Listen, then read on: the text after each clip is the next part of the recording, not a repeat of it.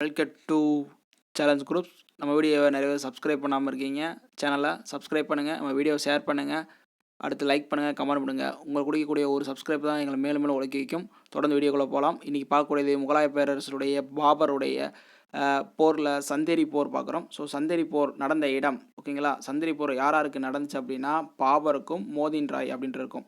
இந்த மேதின் ராய் அப்படின்றவர் யார் அப்படின்னா சந்தேரின்ற ஒரு பகுதியை ஆட்சி செய்தவர் தான் மேதின் ராய் ஓகேங்களா. இடம் எங்கன்னா சந்தேரி பகுதியில் நடக்குது. ஆண்டு 1528ஆம் ஆண்டு இந்த சந்தேரி போர் வந்து நடக்குது ஓகேங்களா. ஸோ சந்தேரி போர் நடந்த இடம் சந்தேரி பகுதி ஓகேங்களா. நெக்ஸ்ட்டு வெற்றி, இந்த போரின் மூலம் வெற்றி யாரு கிடைக்குது அப்படின்னா பாபருக்கு கிடைக்கிது. ரெண்டாவது இதனுடைய வெற்றியினுடைய பயனாக கிடைச்சது மாலவா பகுதியே கிடைக்கிது ஓகேங்களா. அப்போ இதுலேருந்து கேட்கக்கூடிய முக்கியமான கொஸ்டின்ஸ்னு பார்த்திங்க அப்படின்னா சந்தேரி போர் யாருக்கு நடந்தது அப்படின்னா மேதின் ராய் அப்படின்றவருக்கு நடந்தது. ஸோ இந்த மேதின் ராய்னா யார் அப்படின்னா சந்தேரி பகுதியை ஆட்சி செய்தவர், சந்தேரி பகுதியை ஆட்சி செய்தவர் ஓகேங்களா.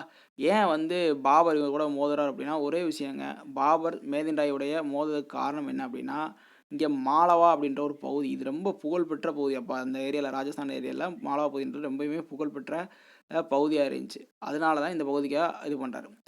அப்புறம் சந்தேரி போர் நடந்த ஆண்டு அப்படின்னு கேட்பான். சந்தேரி போர் நடந்த ஆண்டு அப்படின்னு பார்த்தீங்கன்னா 1528. சந்தேரி போர் 1528 ஓகேங்களா. 1528 2 போர்கள் நடந்திருக்கும். 1526 இரு போர்கள் நடந்திருக்கோங்க. அது போர் தான் முதல் பானிபட் போர் மற்றும் கான்வா போர். ஞாபகம் வச்சுக்கணும். இதுதான் ஒரே ஆண்டில் நடந்த போர் ஓகேங்களா. மிச்சதெல்லாம் அடுத்தடுத்த ஆண்டுகளில் நடந்த போர் ஓகே. இப்போ நெக்ஸ்ட்டு நம்ம பார்க்கக்கூடிய போர் ஹாக்ரா போர். தொடர்ந்து பயணிகள், வெற்றி உங்களுக்கே. நன்றி, வணக்கம்.